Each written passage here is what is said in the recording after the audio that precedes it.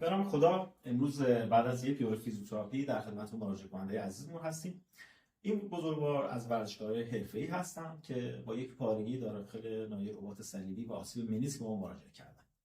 روز اول که مراجعه کردن یک مشکلات خیلی عدیدی داخل زانوشون داشتن و از بازگشت به میدان ورزشی ناامید بودن. امروز مجدد در خدمت ایشون هستیم، ببینیم وضعیتشون چطور هست و با ایشون یه مصاحبه داشته باشیم. سلام، من ناهید موسوی هستم، والیبالیست حرفه‌ای. توی مسابقات والیبال به شدت آسیب دیدم از ناحیه زانو و دکترها پارگی منیسک و رباط تشخیص دادن و در نهایت به من گفتن که باید عمل بکنم.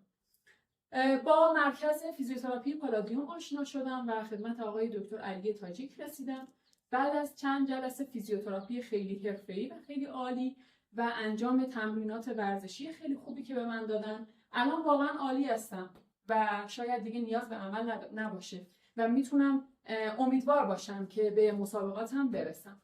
روز اولی که اومدم اینجا درد خیلی شدید توی ناحیه زانو، ورم خیلی شدید و زانوی من خم شده بود که امکان راست شدنش نبود و توی دامنه حرکتی بسیار مشکل داشتم و اینجا واقعا یکی از بهترین مراکزی هست که من به شدت به شما توصیه میکنم.